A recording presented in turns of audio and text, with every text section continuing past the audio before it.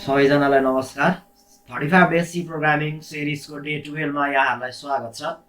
आज हामी Fibonacci series र व्हाइल लुपको इन्ट्रोडक्सन भन्ने टपिकलाई कभर गर्नेछौँ। फर्स्टमा फिबोनाची सिरिज भनेको के हो भने जस्तो यो एक्जाम्पलमा हेर्नु ल, program to display the following. अनि यसमा के छ भने 1 1 2 त्यसपछि 3 छ, त्यसपछि 5 छ, त्यसपछि 8 छ अनि dot dot dot up to 10 term भन्ने छ। यो सिरिजमा के छ भने फर्स्ट टर्म एउटा हुन्छ र सेकेन्ड चोटि पनि त्यही टर्म आउँछ। जस्तै यहाँ अगाडि 1 आयो, दोस्रो चोटि पनि 1 आयो। तेस्रो टर्म भनेको चाहिँ अगाडिको दुईटा टर्म जोडिन्छ, जस्तो 1 र 1 जोड्दा 2 हुन्छ। चौथो टर्म भनेको चाहिँ यो भन्दा अगाडिको दुईटा के हो, एउटा 2 हो, अर्को 1, 2 र 1 जोड्दा कति हुन्छ, 3 हुन्छ। 5 कसरी आयो भने यो 2 र 3 जोडेर। त्यस्तै गरेर 8 कसरी आयो भने यो 5 र 3 जोडेर। अब यस पछाडिको अर्को टर्म के होला भन्दाखेरि 8 र 5 जोड्दा कति हुन्छ, 13 हुन्छ। यो टर्म भनेको 13 हो। त्यस पछाडिको अर्को टर्म भनेको चाहिँ 13 र 8 ले कति हुन्छ, 21 हुन्छ। यसरी कुनै पनि सिरिज चाहिँ अगाडिको दुईटा टर्म्समा डिपेन्डेन्ट छ र फर्स्टको दुईटा टर्म चाहिँ रिपिटेड छ भने त्यस्तो खालको सिरिजलाई के भनिन्छ, फिबोनाची सिरिज भनिन्छ। यो प्रोग्राम भनेको चाहिँ अब हामीले सी प्रोग्रामिङबाट गर्नुपर्ने भएको हुनाले सुरुमा header file has include stdio.h, त्यस पछाडि हामीले लेख्नु पर्यो has include conio.h, त्यस पछाडि void मेन हाम्रो मेन प्रोग्राम स्टार्ट भयो। अनि clr ले स्क्रिन सफा हुने भयो। अनि int a is equals to 0 भनेको चाहिँ हामीले रिजल्टेन्ट को लागि 0 राखेको। अनि त्यस पछाडि कमा b is equals to 1 किन लेख्यो भने हाम्रो 1 बाट स्टार्ट छ, 2 बाट स्टार्ट थियो भने जस्तो 2 2 4 हुँदै गएको थियो भने हामीले b is equals to 2 गर्नु पर्थ्यो। अनि c is equals to 0 किन गर्यो भने यो एडिसनको लागि हो, अहिले बुझिन्छ। र d भनेको चाहिँ हामीले 1 1 हुँदै 10 टर्मसम्म डिस्प्ले गर्नुपर्ने छ। लुपको लागि हामीले के राख्यौं, d भन्ने भेरिएबल राख्यौं। अब त्यस पछाडि for d is equals to 1, d is lesser equals to 10, d plus plus भनेको चाहिँ 10 वटा टर्म 1 देखि 10 सम्म चलाइदिने अनि 1 1 ले के गर्दिने, इन्क्रिमेन्ट गर्दिने। अब a is equals to b plus c भनेको छ। अब यसमा के हुन्छ भने जस्तो a is equals to b plus c, b को भ्यालु सुरुमा कति थियो, 1 अनि c को भ्यालु कति छ अहिले 0 गरेर कति हुने भयो, 1 हुने भयो। अनि त्यस पछाडि printf %ta भनेको आउटपुटमा अब कति आयो, हाम्रो 1 आइसक्यो। अब फेरि अर्को चोटि हामीले कति बनाउनु पर्ने छ, 1 नै बनाउनु पर्ने छ भने अब फेरि के गर्ने, b is equals to c भनेको b is equals to c, c को भ्यालु यहाँ चेन्ज भएको थिएन, अगाडि कति थियो, 0 थियो भने अब अहिले पनि कति नै हुन्छ, 0 हुन्छ। अनि त्यस पछाडि c is equals to a अरे, c को भ्यालु भर्खरै कति भएको छ, a को भ्यालु 1 भएको छ भने c को भ्यालु अब कति हुने भयो, 1 हुने भयो। अब फेरि अर्को चोटि माथि जान्छ, d को भ्यालु 2 हुन्छ। अनि a is equals to b plus c अरे, b को भ्यालु कति छ त, 0 छ, किनभने हामीले b is equals to c गरेको थियो अगाडि। अनि c को ठाउँमा 0 हैन 1 आउँछ, किनभने c is equals to के गरेको छ, a गरेको छ भने अब 0 plus 1 गर्दा पनि के हुने भयो, 1 नै हुने भयो। अनि त्यस पछाडि printf के गरेको छ, %t अनि यसलाई प्रिन्ट गरेको छ भने दोस्रो टर्म पनि आयो। अब अर्को टर्ममा हामीलाई कति चाहिएको छ, 2। त्यसको लागि फेरि b is equals to c, c को भ्यालु कति छ, 1 छ। त्यस्तै गरेर c is equals to a को भ्यालु पनि कति छ, 1 छ, भर्खरै 1 भएको थियो। फेरि माथि जान्छ, d को भ्यालु 3 हुन्छ, d को भ्यालु 3 हुँदाखेरि यहाँनेर a is equals to b plus c नै हो भेट्ने। अब b को भ्यालु कति भएको छ, भर्खरै 1 भएको छ र c को भ्यालु पनि कति भएको थियो, 1 भएको थियो भने आउटपुटमा कति आउने भयो, 2 आउने भयो। प्रिन्ट गरेको छ, अब 2 आउने भयो। अब अर्को चोटि हामीलाई 3 बनाउनु पर्ने छ। 3 बनाउनको लागि b is equals to c, c को भ्यालु कति छ त, 1 छ। अनि c is equals to a को भ्यालु कति छ, 2 छ। फेरि माथि जान्छ, अर्को इटरेसन चल्छ d को। अनि a is equals to b plus c भनेको b को भ्यालु 1 नै छ र c को भ्यालु हाम्रो कति भएको छ, 2 भएको छ भने अब कति हुन्छ, 3 हुन्छ। अनि printf %ta गरेर हाम्रो आउटपुटमा के आउने भयो, 3 आउने भयो।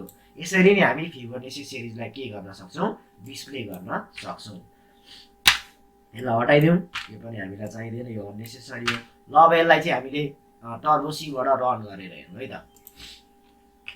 यसलाई म बिग स्क्रिनमा लान्छु, अल्ट इन्टर थिच्यो भने स्क्रिन ठुलो हुन्छ। यसलाई लेखौँ has include stdio.h, त्यही अघिकै प्रोग्राम यहाँ कपी पेस्ट गर्ने हो। त्यस पछाडि has include conio.h, त्यस पछाडि void main, अनि लेख्नु पर्ने हुन्छ हामीले clr, त्यस पछाडि int a is equals to 0, b is equals to 1 अनि c is equals to 0 गरेको थियो, कमा c is equals to 0 र लास्टमा d।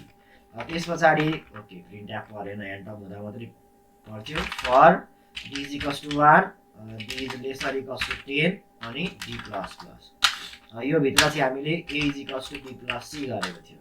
अनि printf के लाई प्रिन्ट गरेको थियो, %d स्ल्यास टी अनि त्यस पछाडि ए लाई प्रिन्ट गरेको थियो अनि त्यस पछाडि B is equals to C र सी इज इक्वल्स टु के गरेको थियो ए गरेको थियो अब यस पछाडि गेट्सिएस अनि कर्ली ब्राकेट क्लोज अब कन्ट्रोल F9 गरौँ आउटपुटमा के आयो इस 1 1 2 3 5 8 13 21 30 को 50 गरेर आएको छ 10 वटा टर्म है त अब जस्तो सुरुमा 2 बाट स्टार्ट भयो फिबोनाची सिरिज नि तर स्टार्टिङ 2 छ भने यो b = 1 को ठाउँमा कति बनाइदिने 2 बनाइदिने अब रन गरेर हेर्यो भने 2 बाट स्टार्ट गरेर हाम्रो के आउँछ फिबोनाची सिरिज डिस्प्ले हुन्छ यसरी हामी के गर्न सकिन्छ फिबोनाची सिरिज 10 टर्म सम्म डिस्प्ले गर्न सकिन्छ जस्तो n टर्म भनेको थियो भने यहाँ t, n गर्नु पर्यो अनि त्यसपछि n को भ्यालु माग्ने printf enter okay double quotation हुन्थ्यो enter the value of n अथवा enter the limit of your Fibonacci series त्यसपछि स्क्यान एफ %d अनि m%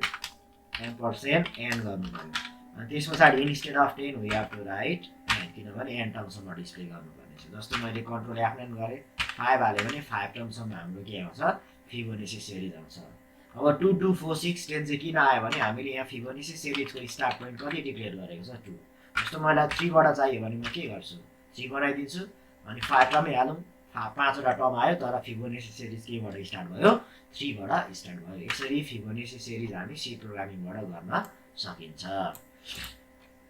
अब नेक्स्ट टपिक छ आजको हाम्रो भनेको व्हाइल लुप व्हाइल लुपको इन्ट्रोडक्सन हामीले इन्ट्रोडक्सन टु लुपमा पनि गरिसकेको छ रिभाइज जस्तो हो यो अब यहाँ नेरी हेरौँ it is an entry control loop that checks the condition before entering to the block of the loop भनेको इन्ट्री कन्ट्रोल लुपको दुईटा टाइप्स थियो एउटा फर लुप अर्को व्हाइल लुप एक्जिट कन्ट्रोलको डुअल लुप भन्ने हुन्थ्यो अब व्हाइल लुप भनेको चाहिँ के हो भने इन्ट्री कन्ट्रोल लुप हो यसको मतलब के हो भने लुपको ब्लक भित्र इन्टर गर्नुभन्दा अगाडि नै यसले के चेक गर्छ कन्डिसन चेक गर्छ यदि त्यो कन्डिसन ट्रु भयो भने मात्रै हामी कहाँ भित्र छिर्छौँ लुप भित्र छिर्छौँ सिन्ट्याक्स हेरौँ सुरुमा इनिशियलाइजेसन हुन्छ त्यसपछि व्हाइल लेख्नु पर्यो अनि कन्डिसन जब यो कन्डिसन ट्रु हुन्छ अनि मात्र यो भित्रको हाम्रो के हुन्छ ब्लक एक्जिक्युट हुन्छ इनसाइड लुप ब्लक एक्जिक्युट हुने हो त्यसपछि इन्क्रिमेन्ट अथवा डिक्रिमेन्ट भनेको फर लुपमा हामीले a++ a- गरे जस्तै व्हाइल लुप भित्र चाहिँ हामीले के दिनुपर्ने रहेछ इन्क्रिमेन्ट अथवा डिक्रिमेन्ट दिनु पर्यो त्यसपछि हामीले केलाई क्लोज गर्नु पर्यो कर्ली ब्र्याकेटलाई क्लोज गर्नु पर्यो जस्तो program to display the numbers from 1 to 10 छ हामीले अब फर लुपबाट गरिसकेको छ अब यही प्रोग्राम चाहिँ व्हाइल लुपबाट गर्नु पर्यो भने कसरी गर्ने भने ओके यसलाई फेरि बिग स्क्रिन बनाऊ अब व्हाइल लुपबाट गर्नको लागि मैले अब एउटा भ्यारिएबल डिक्लेयर गर्नु पर्यो a अब इनिशियलाइजेसन भनेको a = 1 भनेको 1 बाट स्टार्ट हुने भयो त्यसपछि while a lesser equals to के गर्नु पर्यो 10 गर्नु पर्यो त्यसपछि प्रिन्ट एफ a लाई प्रिन्ट गर्दिने %d/t अनि a लाई प्रिन्ट गर्दिने अब a को भ्यालु सुरुमा 1 थियो अब एक एकले बढाउनको लागि के गर्नु पर्यो a++ त्यसपछि हाम्रो व्हाइल लुप सक्यो त्यसपछि के लाई क्लोज गर्ने गेट्सिएस लाई अनि कर्ली ब्र्याकेटलाई क्लोज गर्ने अब यसलाई रन गर्यो भने 1 देखि 10 सम्मको नम्बर डिस्प्ले हुन्छ तर कुन लुप लगाएर व्हाइल लुप लगाएर सुरुमा के भयो a भन्ने भ्यारिएबल डिक्लेयर भयो a = 1 भनेको इनिशियलाइजेसन फर्ममा पनि गरिन्थ्यो अनि while a lesser equals to 10 भनेको जबसम्म a को भ्यालु 10 सँग बराबर हुन्छ तबसम्म यो व्हाइल लुप एक्जिक्युट गर भनेको व्हाइल लुप भित्र के भेट्छ यसलाई प्रिन्ट भेट्छ सुरुमा 1 थियो 1 प्रिन्ट भयो त्यसपछि प्लस ले 2 बनाइदिन्छ 2 पनि 10 भन्दा सानै हुन्छ फेरि 2 आउँछ त्यस्तै त्यस्तै हुँदै हुँदै 10 सम्मको भ्यालुहरु के हुन्छ व्हाइल लुपबाट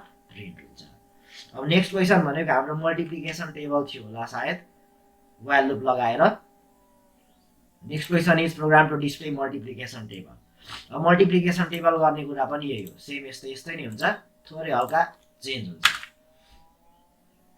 हामीले फर लुपबाट त यो कभर गरिसकेको छ मल्टिप्लिकेसन टेबल भन्ने जस्तो इन्ट a मात्रै हैन यहाँनेरि b भन्ने भ्यारिएबल पनि माग्यो अब यसले के गर्ने भने इन्टर एनी नम्बर युजरसँग हामीले एउटा नम्बर माग्छौं स्क्यान एफ %d अनि यसलाई लगेर b मा राखिदिनु मल्टिप्लिकेसन टेबलमा इनपुट हाम्रो के भयो b भयो a बाट गरे पनि इनपुट गरे पनि हुन्छ b बाट गरे पनि हुन्छ अब a लेसर इक्वल्स टु 10 अब प्रिन्ट चाहिँ हामीले के गर्नु पर्यो भने %d into %d is equals to %d अनि के गर्नु पर्यो /n अर्को लाइनमा लानु पर्यो सुरुको इनपुट भनेको के हो भन्दा b हो किनभने b मा इनपुट छ त्यसपछि a आउनु पर्यो किनभने 1 2 3 4 5 6 हुँदै 10 सम्मको नम्बर त a बाट आउँदैछ अनि रिजल्टेन्ट भनेको चाहिँ b into a हामीलाई रन गरेर हेरौँ ल। जस्तो मैले 6 हालेँ भने 6 को के आउँछ मल्टिप्लिकेसन टेबल डिस्प्ले हुन्छ। सेम फर लुपकै जस्तो हो,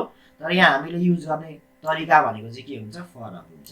यो वाइल लुपमा यो भित्र पस्नुभन्दा अगाडि नै यहाँनिर कन्डिसन चेक गर्छ a को भ्यालु 10 सँग लेस छ कि छैन अथवा बराबर छ कि छैन भनेर। त्यही भएर वाइल लुपलाई के भनिएको हो इन्ट्री कन्ट्रोल लुप भनिएको हो। यसरी हामी वाइल लुपबाट चाहिँ फर लुपबाट जे प्रोग्रामहरू गरेको छ सबै सल्भ गर्न सकिन्छ। Okay, thank you this much for today.